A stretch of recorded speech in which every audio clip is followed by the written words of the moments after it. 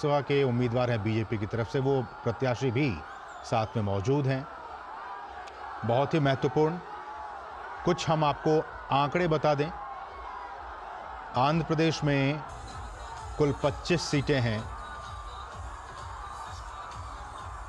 और तेलंगाना में 17 सीटें हैं और इन तमाम दोनों ही राज्यों में इन तमाम सीटों पर 13 मई को यानी कि अगले चरण में 3 चरण के चुनाव हो चुके हैं।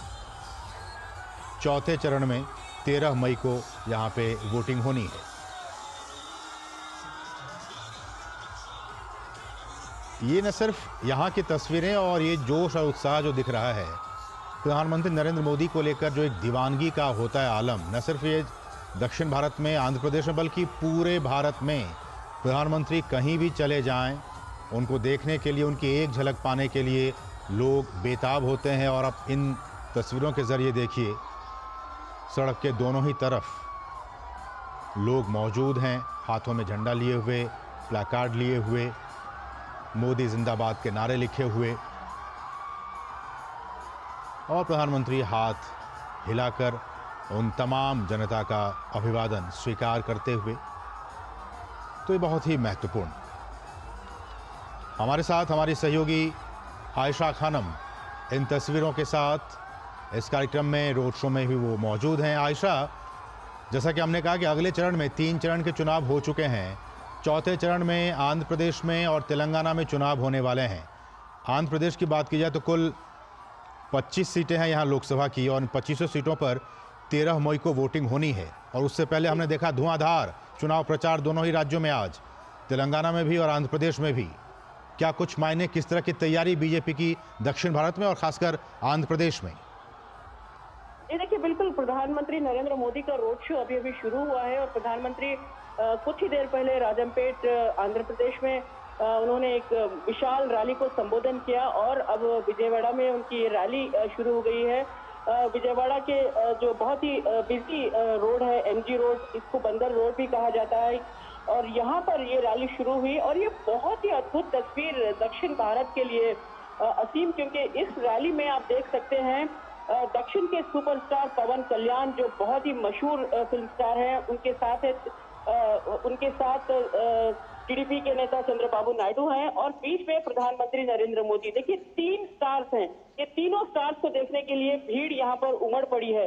कुछ ही समय पहले मार्च 17 तारीख को ये तीनों स्टार्स, ये तीनों नेता ने मिलकर एक प्रजा गालम रैली की थी यहाँ पर विजयवाड़ा के करीब पालनाडु में, और यहाँ पर भी प्रधानमंत्री की एक झलक पाने के लिए लाखों की संख्या में लोग जुटे थे। और ये जो खासकर आंध्र प्रदेश और तेलंगाना जो दक्षिण भारत के राज्य हैं, ये यहाँ के लोग काफी फिल्मी अंदाज में सबका स्वागत करते हैं। काफी फिल्म ओरिएंटेड यहाँ के लोगों की सोच होती है।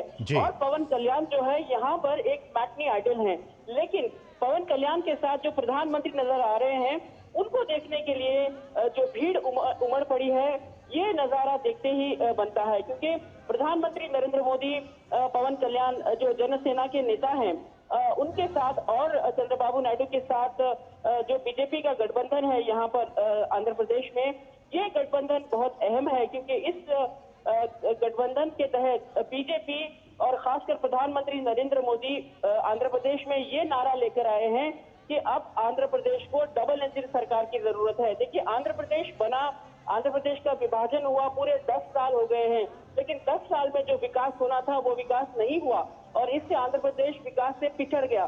तो प्रधानमंत्री नरेंद्र मोदी अब यही नारा लेकर आए हैं कि 10 सालों में जब विकास नहीं हुआ इस क्षेत्र में, विभाजन के बाद आंध्र प्रदेश पीछे रह गया और अभी तक आंध्र प्रदेश को उसकी राजधानी नहीं मिली है। देखिए, 10 साल तक के लिए आंध्र प्रदेश और तेलंगाना को हैदराबाद राजधानी को शेयर करने के लिए रिसोर्सेज मिले थे, लेकिन अब जून 2 तारीख को ये 10 साल पूरे हो जाते हैं, लेकिन अभी तक आंध्र प्रदेश में राजधानी कोई परमानेंट राजधानी नहीं है। देखिए, वाईएसआरसीपी के नेता लगातार अमरावती जो इस वक्त राजधानी है उसको बदलने की बात कहते हैं, बार बार कहते हैं कि वो 3 राजधानी बनाएंगे, कभी विशाखापट्टनम में राजधानी बनाएंगे, कभी कर्नूल में या फिर कभी विजयवाड़ा में। इस तरह से आंध्र प्रदेश के लोगों को विकास से पीछे रखा है। प्रधानमंत्री नरेंद्र मोदी इस दौरान आंध्र प्रदेश में जो कैंपेन कर रहे हैं, उनका यही नारा है कि अब आंध्र प्रदेश को डबल इंजन सरकार की जरूरत है।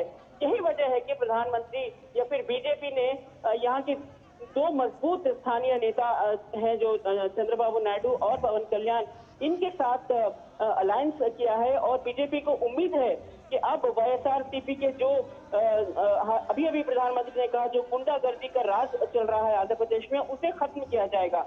तो आंध्र प्रदेश के लोग भी विकल्प चाहते हैं क्योंकि उन्होंने देखा है लगातार वाईएसआरसीपी के शासन के दौरान किस तरह से यहाँ पर करप्शन के चार्जेस, किस तरह से भ्रष्टाचार में डूबा हुआ है पूरा प्रशासन, और लगातार खुद वाईएसआरसीपी के नेता मुख्यमंत्री जगन मोहन रेड्डी पर 30 से ज्यादा क्रिमिनल केसेस हैं। उन्होंने खुद ये तमाम केसेस अपने एफिडेविट में बताई है। जी। तो जाहिर है आंध्र प्रदेश के लोग बदलाव चाहते हैं और ये बदलाव आज इन सड़कों पर लोग जो जुटे हैं इस बदलाव की उम्मीद में आए हैं कि आंध्र प्रदेश में कुछ बदलाव होगा और विकास की एक नई लहर आएगी। देखिए ये तीनों नेता आंध्र प्रदेश में बहुत मशहूर है, चंद्रबाबु नायडू, पवन कल्याण और प्रधानमंत्री नरेंद्र मोदी।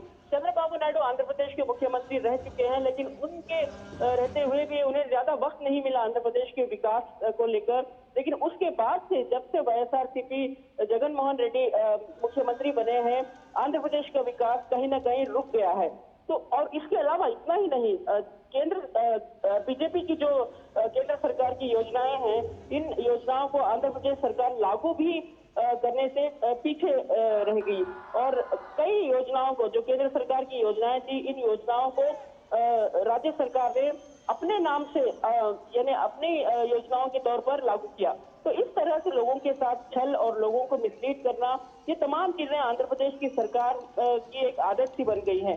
यही वजह है कि प्रधानमंत्री नरेंद्र मोदी अब चाहते हैं कि यहाँ पर बदलाव आए, यहाँ पर डबल इंजन सरकार हो, राज्य में टीडीपी की सरकार बने और केंद्र में